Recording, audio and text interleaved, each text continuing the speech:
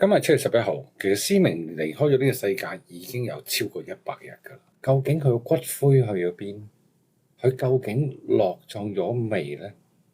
我都好想知，但係一直冇信息。點解又勾起呢件事呢？因為鄧梓峰呢個就係思明嘅妹夫出席一個公開場合啦，俾人問到究竟知唔知佢落葬嘅地點，佢就話唔知。佢話就算係當日，佢哋都係睇新聞先知道思明離開世界離世。咁鄧梓峰其實就係思明個妹夫。咁鄧梓峰個太太真係思明個親妹啦。咁你諗下，連親妹都唔知道，你諗下李榮漢冚到幾密啊？咁究竟思明個骨灰去咗邊呢？其實我反覆諗下，其實一件好悲哀嘅事。我跟住會同大家一一拆解。大家好，我係新新，歡迎大家嚟到新新世界。中意我兩個朋友請 like 同 subscribe，多謝大家。我覺得成件事最悲哀嘅地方就係佢生前已經俾阿漢哥當做籌碼，估唔到佢死後都仍然俾人當做籌碼。除咗喪禮之外，佢哋嗰啲親朋戚友、最親嘅妹啊、頂爺啊、豪仔可以見下佢之外，骨灰簡直同佢哋係絕緣嘅。因為佢連骨灰都要當佢做籌碼。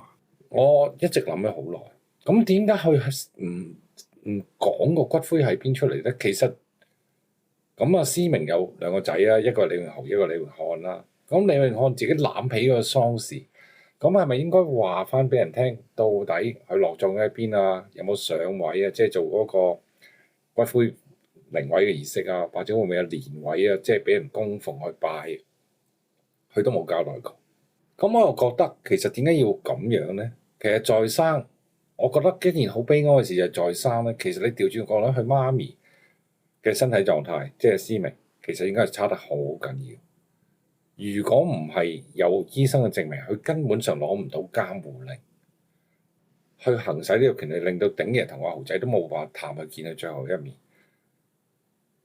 佢就算想去個仔嘅結婚啊，即係李榮豪嘅婚禮飲宴，都係俾阿大媽一句：你去打交叉死嚟。咁佢又唔夠膽去啦。其實如果係一個身體好差狀態嘅人，其實佢生存嘅水泡咧就係身邊嘅人。基本上佢已經深居簡出，唔會離開間屋。咁啊，即係阿大媽咯。咁佢根本上冇可能同大媽有一個好惡劣嘅關係。佢一定要保持住呢個關係。咁佢亦都繼續會住喺咸碧別墅。所以我話悲哀就喺呢度。雖然佢個心，你睇啲訪問，其實兩個仔都唔錫，但係個心就算想去，佢都係去唔到。你估佢個心唔安樂嘅咩？一定係唔安樂噶啦，一定係唔開心啊！但係控制唔到啊嘛。其實好似一個小朋友咁，佢嘅生存模式就係靠身邊嘅人啦。你諗下，就係喺間屋度生活，咁咪唔依賴阿漢哥，仲可以依賴邊個咧？因為豪仔都走埋嘅，其實豪仔入邊俾阿漢哥逼走咗啦，又掟佢啲嘢啊，又抌佢啲落管理處啊。又入去房立嘢啊，搞到豪仔要搬走，目的就係想個細佬走啫嘛。咁啊，自己毒爆成間屋，就毒爆埋個媽咪。咁啊，出住招用呢個監護令，咁仲要佢成為咗咩？成為咗籌碼。呢個籌碼嘅意思就係佢在生係一個籌碼，咪同鼎爺攞錢咯。即係講佢講嘅啫。即係阿思明有咩需要啊，各樣啊，咁啊要鼎爺俾錢啊。咁啊，鼎爺唯有就範嘅，即係你嘅鼎爺都係等思明去世咗之後先至爆大鑊啫嘛，就係唔想思明唔開心。另外就係控制住豪仔，令到豪仔投鼠忌器。佢講得啲咩啫？都係死咗先至講。其實阿豪仔冇講，每次都係阿鼎爺爆咗出嚟。阿豪仔再去可能講兩句，甚至唔係點答，即係等於佢俾阿漢哥恰喺間屋度，即係掉晒佢啲嘢啊！抌佢啲嘢落管理處啊，又攞去房啲嘢啊，豪仔一句都冇講過。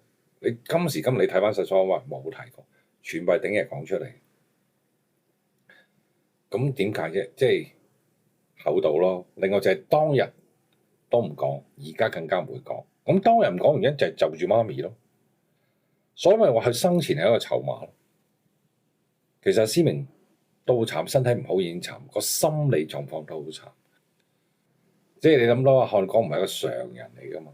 雖然佢自稱好孝順，我相信都係好孝順，但係孝順嘅形式，即係阿漢哥嘅好，未必等於思明覺得嘅係好。呢個係兩個視角嚟嘅，即係佢覺得自己對佢媽咪好好，但係係咪等於媽咪眼中係覺得好好咧？我成日都有呢個疑問嘅，仲要佢成為一個籌碼。而家最悲哀嘅就係而家100日啦，係咪應該落葬咗通知大家，再做一個致敬啊，或者一個尊重啊，對死者嘅尊重，等一切風波平靜，即係唔好再有啲乜嘢爭拗，大家安安靜靜咁拜下佢啊，了嗰件事咪算啦。點解係要唔俾人知？即係你話個妹唔知，佢個妹唔知，佢妹夫唔知，而家係你細佬都唔知，得你一個知，冚到密晒㗎。咁點解冚到密晒？因為我反覆諗咗好耐，佢一定係想去再做籌碼。就算你哋唔認同佢嘅籌碼，就算你頂嘢唔會就範，但係依然要你心入邊有條刺，等你覺得唔開心，等你覺得個心入面始終有件事喺度。你要我唔好過，我一樣都會有辦法令你有條刺咯。咁仲有喎，仲有就係佢再而家同豪仔面對嘅問題咩？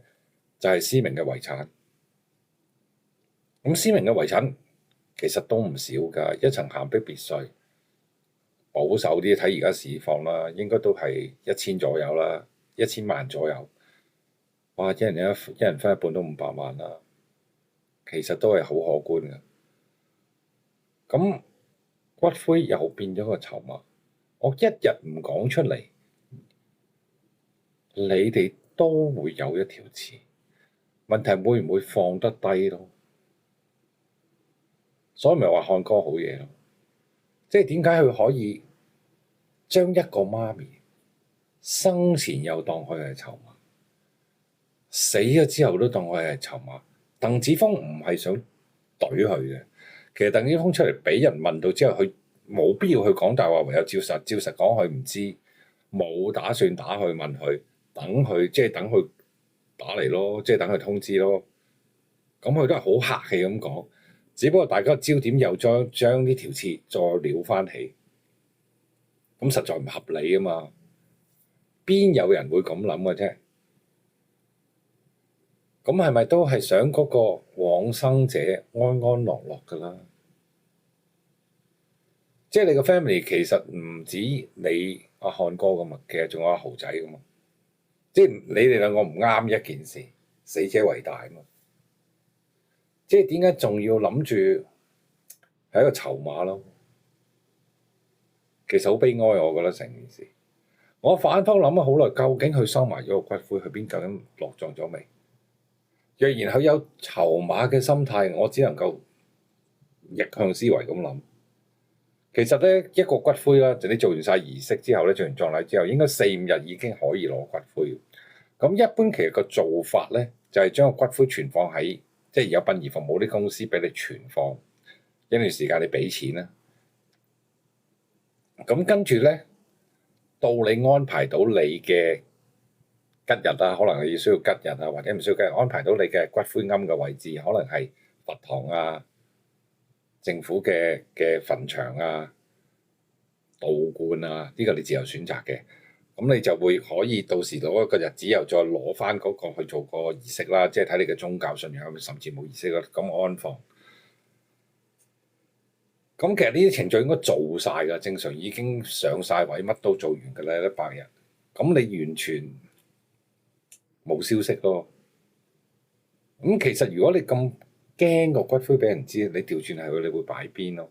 其實殯儀公司都唔安全。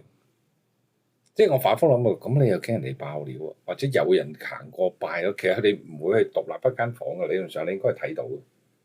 即係有啲係有個堂咁擺咗一格格，咁你應該見到左右隔離。咁佢可能應該係用阿思明嘅真名嘅，就唔會用。咁可能啲人唔識啦。如果要好小心，有呢個心態，依然當佢係籌碼嘅話，咁我覺得又唔會擺喺呢啲殯儀公司。咁咁如果佢立心真係唔想俾佢哋拜到嘅，我諗連佛堂都未必會去。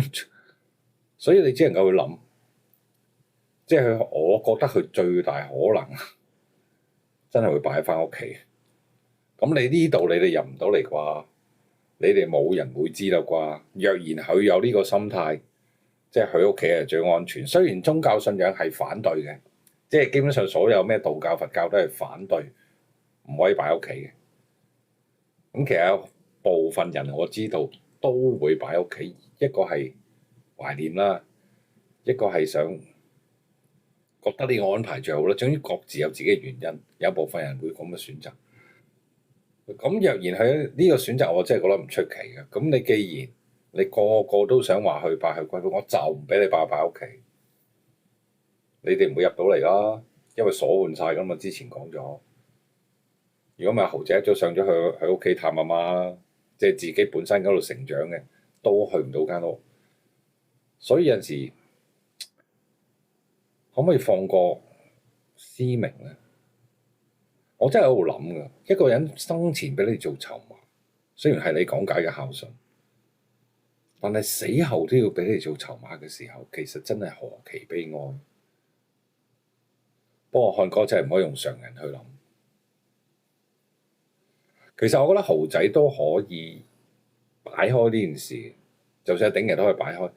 其實喺宗教上，如果我冇記錯，應該係佛教。其實你可以就咁做個蓮位，因為好多人都係冇骨灰嘅話咧，即係有啲人骨灰葬喺鄉下，跟住香港拜嘅時候就會裝個蓮位喺你嘅宗教信仰啦、佛堂啦、寶福山嗰啲都有嘅，好多寺廟都有呢啲蓮位，即係擺幅靈位喺度去自祭。咁就起碼可以了件事咯，就唔使糾結咗喺呢件事。我希望即係可以放開咗呢個思明嘅骨灰啦，即係漢哥，等即係佢妹又好，豪仔又好，頂爺都好，真係可以再去向佢做多次告別咯，就唔使件事搞到咁悲慘。其實你調轉啦，漢哥，你諗翻你媽咪都好慘。即係諗翻佢最後嘅歲月咁痛苦，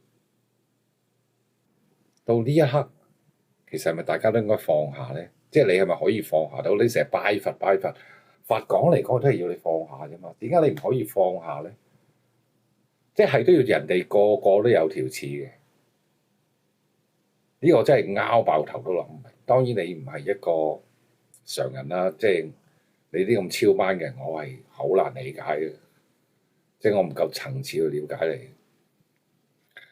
今日講到呢度，多謝大家。